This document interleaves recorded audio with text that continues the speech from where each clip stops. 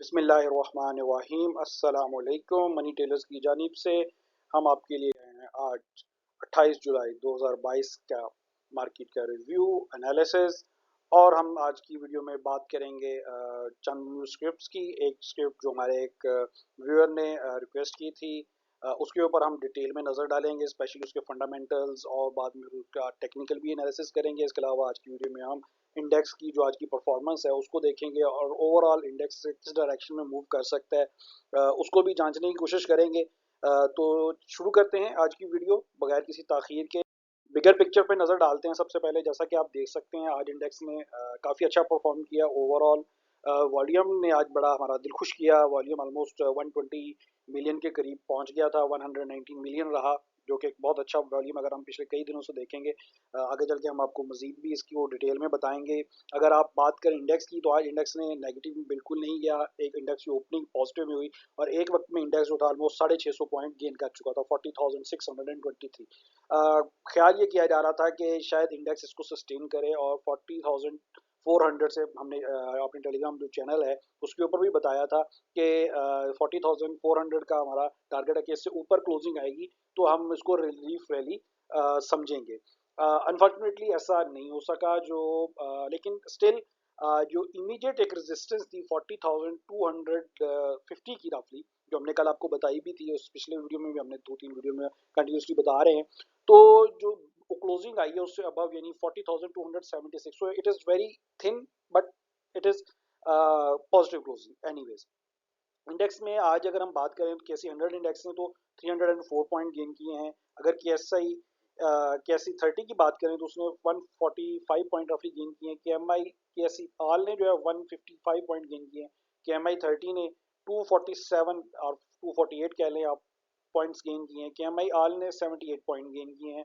अगर positive companies की बात करें तो 61 कंपनीज ने इंडेक्स में पॉजिटिव परफॉर्म किया है और 29 कंपनीज ने नेगेटिव परफॉर्म किया है। अनचेंज कंपनीज 10 रही हैं। तो ये तो एक ओवरऑल स्नैपशॉट था आज की जो इंडेक्स की परफॉर्मेंस थी। कंपनीज की बात करें तो कंट्रीब्यूटर्स में आप देखें, इंडेक्स में जो सबसे ज़्यादा पॉइंट्स कंट्रीब्यूट हुए हैं वो बैंकिंग सेक्टर के अलावा टीआरजी की तरफ से बहुत अच्छे पॉइंट ऐड हुए। TRG one of our recommended script था। कल भी हमने इसको एक लेवल पे डिस्कस किया था और ये कल कल जो हमने डिस्कस किया था वो बेसिकली रिपीट था। इससे पहले अगर आप हमारी वीडियोस में जाएंगे तो आपको मिलेगा कि हमने उसका किस लेवल पे बताया था। और अगर हम बात करें प्रॉफिट परसेंटेज की, अल्हम्दुलिल्लाह इसमें मिनिमम 10 to 15% प्रॉफिट में होना चाहिए जिन लोगों ने उस लेवल पे बाय किया था पिछले, यानी पिछले लास्ट वीक में जब हमने इसकी कॉल दी थी।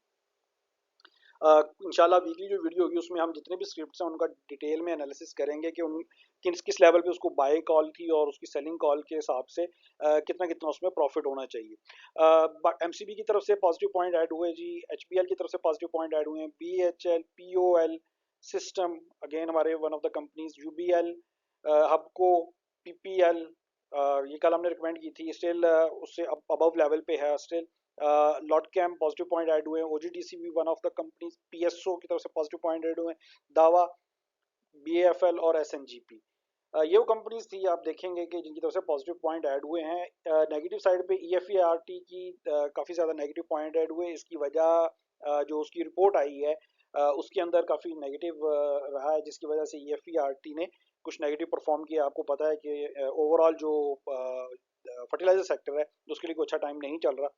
हाउएवर इंडेक्स की तरफ से नेगेटिव पॉइंट ऐड हुए हैं। ईपीसीएल की तरफ से नेगेटिव पॉइंट ऐड हुए हैं। इसके अलावा एंग्रो, एमटीएल, इसके अलावा एआईसीएल, एनबीपी, एआरपीएल, आईएसएल, कैपको, जीएचजीएल, एचसीएआर, आपको पता है इसके भी कुछ रिजल्ट्स की आज खबरें चल रही थी। आईएनईआईएल, एकेबीएल, एएसएल, ये वो सारी कंपनीज हैं जो नेगेटिव इंडेक्स में पॉइंट्स ऐड करती रही हैं आज के दिन में।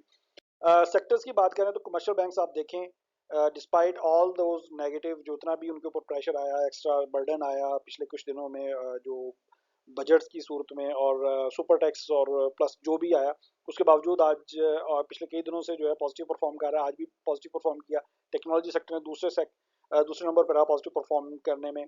ऑयल एंड गैस की तरफ से oil and gas marketing companies, power and generation, इसके अलावा इन्वेस्टमेंट बैंक, टेक्सटाइल, सीमेंट और बाकी दीगर सेक्टर्स उनकी तरफ से कुछ पॉइंट्स पॉजिटिव में ऐड हुए। अगर नेगेटिव साइड पे देखेंगे तो हमें मेजर नजर आएगा फर्टिलाइजर सेक्टर से नेगेटिव पॉइंट ऐड हुए हैं, ऑटोमोबाइल सेक्टर से, इसके अलावा इंजीनियरिंग, इंश्योरेंस और केमिकल वगैरह सेक्टर से मेनली नेगेटिव पॉइंट इंडेक्स में ऐड हुए हैं।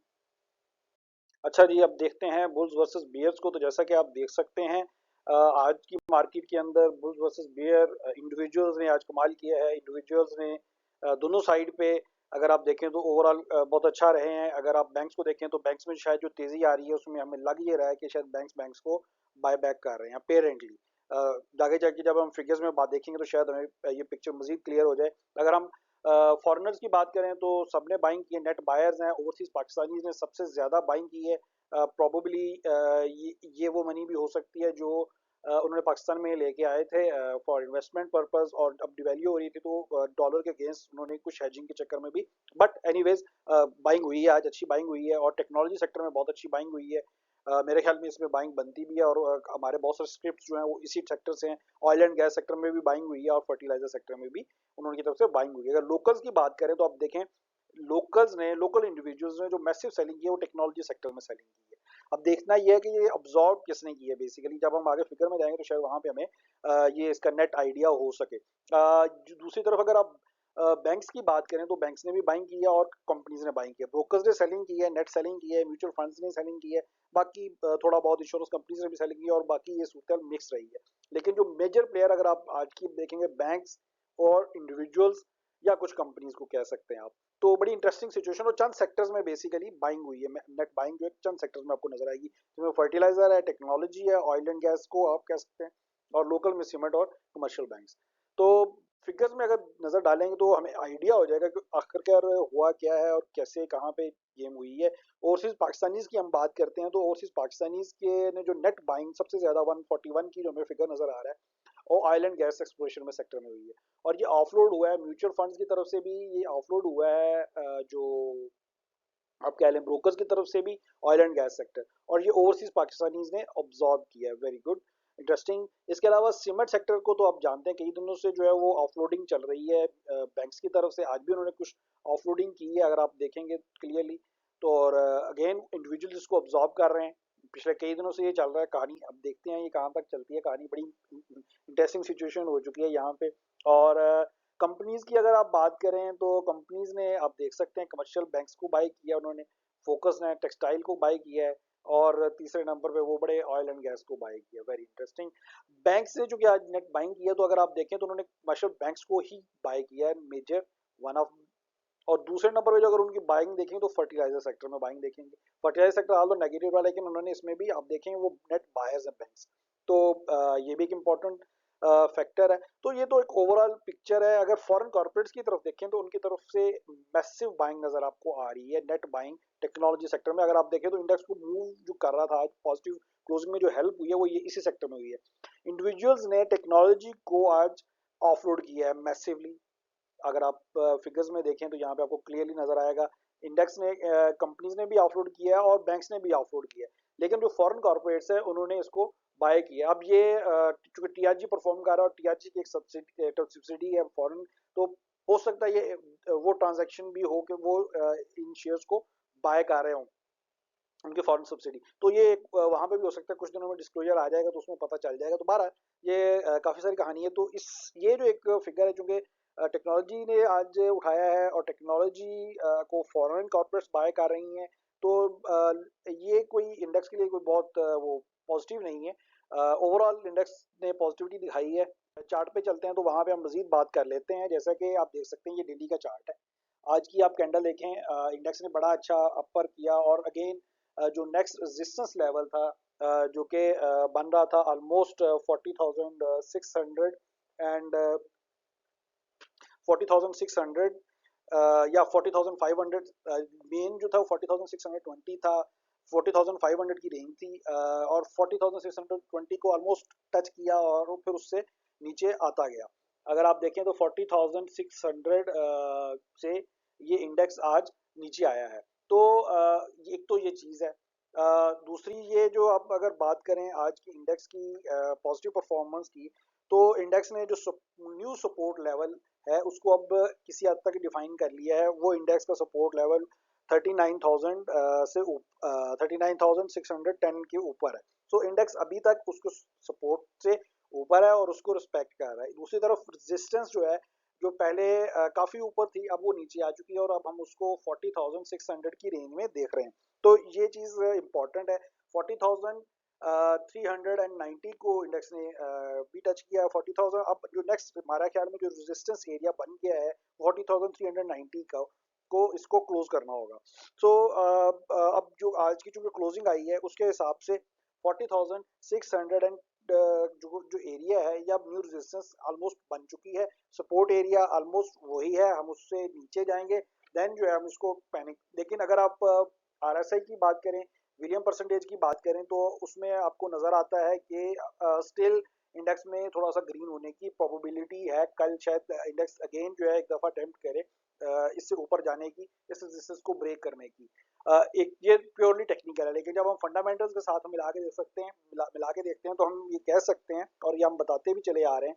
नेक्स्ट स्लाइड में हम इसमें ये बता भी देते हैं आपको, जैसा कि हमने ये कहा कि ये येलो के एरिया के अंदर अंदर ही रहेगा, इससे ऊपर जाने के इसके इम्कानात कम है। और अगर आप देखें तो आज भी इसी एरिया में, यानी जो 40,359 का एरिया है, ऑलमोस्ट इंडेक्स ने इसके अंदर ही घूमा है। तो ये जो एरिया है इसी के अंदर कुछ देर रहेगा जब तक कुछ मार्केट के फंडामेंटल्स की तरफ से क्लैरिटी नहीं आती। उसके बाद ये नीचे रेड जोन, ये जो नीचे वाला रेड जोन है, ये इसकी तरफ भी जा सकता है और इसको फिर दूसरी तरफ इसको इसमें भी जाना है अभी। तो आइदर किसी एक साइड पे जाने के लिए कुछ फंडामेंटल्स का करेक्ट होना जरूरी है, अदरवाइज ये छोटी ट्रेड्स चल रही हैं और उसके हिसाब से इंडिविजुअल्स अगर आप नोट करेंगे तो वो खेल रहे हैं, बोथ ओवरसीज पाकिस्तानीज भी और लोकल भी, या कंपनीज जो हैं विद इन कंपनीज खेल रही हैं। ये वीकली चार्ट है जो आपको बेसिकली जूम आउट करके एक बिगर पिक्चर के ऊपर, बिगर सिनेरियो के ऊपर मोर क्लियर पिक्चर दे रहा है। अच्छा जी, पहले स्क्रिप्ट पे चलते हैं, टाइम जाए कि अगर वीडियो बहुत लंबी होती जा रही है, प्रोसेसिंग में बहुत ज़्यादा टाइम लगता है, इसलिए हम सीधा सीधा पहले स्क्रिप्ट पे चलते हैं। जो आज का स्क्रिप्ट ये हमारे एक दोस्त ने कहा था हमें कमेंट्स में कि हम इसको ज़रा एक नज़र देखें। FFL फौजी फूड लिमिटेड, ये उनकी रिसेंट रिपोर्ट है जो 30 जून को उन्होंने आई है। पहले हम फंडामेंटल्स को एक नज़र देख लेते हैं। कोई डिविडेंड नहीं है जनाब, इनकी तरफ से कुछ भी वो नहीं है, नथिंग। कंपनी की हालत काफ़ी पतली लग रही है। अगर आप ओवरऑल देखें तो 18 बिलियन के इनके पहले के शेयर्स हैं और अब जो है इस जो 18 बिलियन के इनके कैपिटल है पहले, अब इसको बढ़ा रहे हैं। 55% इसको बढ़ाया जा रहा है और 55% रफली बढ़ाने के बाद जो इसका यानी कि जो 30 अगस्त को इनकी जो जनरल मीटिंग है उसमें ये फाइनल होगा, उसमें शेयर होल्डर्स अप्रूवल देंगे, तो ये 55% कैपिटल बढ़ के 28 बिलियन रुपीस हो जाएगा। सो इस वक्त अगर कंपनी के नेट डेट की बात करें, जो ये जो अभी क्वार्टरली और हाफ ईयरली रिपोर्ट्स की में देखें, तो जो लॉस पर शेयर है वो बढ़ा है, आप देख सकते हैं। पहले 0.48 था, अब 0.78 पे चला गया, माइनस में ज़्यादा हुआ है। इसके अलावा अगर आप फिगर्स में भी देखें तो फिगर्स में भी आपको लॉस आफ्टर टैक्सेशन जो है, जो पहले 754 मिलियन था, अब वो बढ़ के जो है वो 1 बिलियन से ऊपर चला गया है। तो लॉस अक्रॉस द बोर्ड नज़र आता है। हमें एडमिन एक्सपेंसेस बहुत ज़्यादा नज़र आ रहे हैं, आप देख सकते हैं। मार्केटिंग और उसमें भी है। इसके अलावा जो फिनांस कास्ट है आप देखें उसके अंदर भी मैसिव है। तो कंपनी के फंडामेंटल्स यहाँ पे तो कुछ भी अच्छे नहीं दिख रहे। अगर आप बात करें रेवेन्यू की, रेवेन्यू बढ़ा है, इसमें तो कुछ शक नहीं है, सेल्स बढ़ी हैं। अगर आप देखें जहाँ पे 2.3 बिलियन की थी, ऑलमोस्ट अब 4.7 बिलियन की बात हो रही है। तो फिगर्स में तो नज़र आ रहा है कि शायद कुछ इम्प्रूवमेंट शायद है। सॉरी, हम बात कर रहे हैं, सॉरी, ये क्वार्टरली और हाफ ईयरली की बात है, तो लेकिन सॉरी, क्वार्टरली टू क्वार्टरली अगर कंपेयर करें पिछले साल के मुकाबले में इम्प्रूवमेंट है। ठीक है जी, वो तो है, लेकिन क्या ये इन्फ्लेशन की वजह से इम्प्रूवमेंट है? प्राइसेस, क्योंकि प्राइस भी तो बढ़ी है ना, तो प्राइसेस की वजह से भी ये जो इफेक्ट है। अदरवाइज हमें कोई इसमें पॉजिटिव चीज नजर नहीं आ रही यहाँ पे फंडामेंटल। सेकंड, हमने ये डाटा कुछ कलेक्ट किया है Samaya.com से, उनकी मेन फिगर्स जो हमने देखे, 25% इनका फ्री फ्लोट है जनाब। और अगर हम बात करें बाकी किसी चीज़ की, तो उसमें जो की फैक्टर है, अगर आप देखें तो आज भी ये जो है तकरीबन 5.9 के करीब, 5.95 5.97 के करीब था आई गेस। सो हम चार्ट में जाके इसको मजीद देखेंगे। यहाँ पे अगर आप बात करना चाहें तो यहाँ पे कोई हमारे पास ज़्यादा ऐसे फिगर है नहीं कि जिसको हम डिस्कस करें। प्राइस टू अर्निंग रेशियो ही एक यहाँ पे हमें है, इसको भी हम मजीद आगे देख लेंगे। हमारे पास एक और रिपोर्ट भी है, हमने जब इसको मजीद टिक डाउन किया तो वो भी हम आपसे शेयर करते हैं। अगर हम बात ये जेस की रिपोर्ट है जनाब, वेरी नाइस रिपोर्ट, उन्होंने बेसिकली इंडस्ट्री की रिपोर्ट बनाई थी, तो उसके अंदर से जो है वो हमने ये स्नैपशॉट लिया है। अगर आप इसको गौर से देखें तो यहाँ पे आपको एक जगह पे FFL नज़र आ रहा है, फौजी फूड लिमिटेड। अब बात यह है कि फौजी फूड लिमिटेड की अगर आप trailing price to sales ratio की बात करें तो वो 1.18 है, लेकिन ट्रेलिंग पीई की बात करें तो -7.27 है। सेल्स की बात करें तो ये तकरीबन I think if I am not wrong ये मिलियंस में है, 8,000। और quarter year on year growth जो है 7% है, और पैट जो है वो माइनस में है। तो इस सारी चीज़ को देखते हुए अगर आप इसको आप कंपेयर, क्योंकि इस रिपोर्ट को आपको दिखाने का मकसद ये है कि आप इसको थोड़ा अपनी इसी की जो डिफरेंट है कंपेयर करें, तो ये चार्ट में बिल्कुल आपको स्टॉक की परफॉर्मेंस तो आपको नज़र आ रही है कि अपने सब पीयर्स जो भी इसके बाकी इस तरह के सेम स्टॉक्स हैं या जो इस इंडस्ट्री के स्टॉक्स हैं उनकी परफॉर्मेंस से बहुत नीचे परफॉर्म कर रहा है। नंबर वन अंडर परफॉर्मिंग है। नंबर टू जो उसके फंडामेंटल्स हैं, जो सेल्स हैं, जो बाकी चीज़ें हैं वो भी अच्छी नहीं है। और अब कंपनी ने उन्होंने डिसाइड किया कि मजीद शेयर्स ऑफर करके वो इसका कैपिटल बढ़ाएं, ताकि जो नेगेटिविटी है, ये जो सारा इतना शायद प्रॉब्लली उनको कुछ डेट क्लियर करना है, तो उसके लिए वो शायद अब इकट्ठा कर रहे हैं।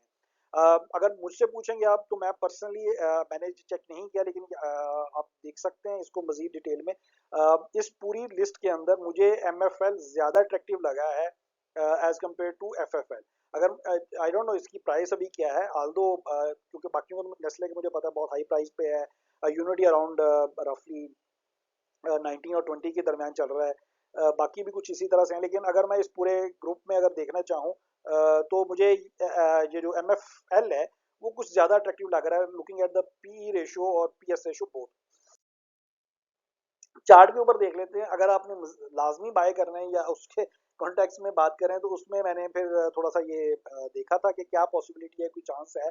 तो उसके अंदर आप देख सकते हैं 5.85 से लेके 6.10 की रेंज में आप इसको बाय कर सकते हैं। और based on technicals fundamentals of course ये इन्वेस्टमेंट के लिए कुछ अच्छा नहीं दिखाई दे रहा। बिल्कुल मैं इसको रिकमेंड भी नहीं कर सकता अनफॉर्चुनेटली, या फॉर्चुनेटली जो भी कह लें इसको आप। और अगर आप बात करें इसके बायो सेल लेवल्स की तो 5.85 से 6.10 इसका बाइंग लेवल बनता है, और सेल लेवल जो है वो 6.77 से 7.17 का टारगेट के साथ बनता है अगर इसमें हो। लेकिन इसमें एक चीज़ जो आपने बहुत इंपॉर्टेंट जहन में रखनी है कि 30 अगस्त को इसकी जो है वो मीटिंग है जिसके अंदर इसका फाइनल अप्रूवल होगी जो कैपिटल इंक्रीज करने का।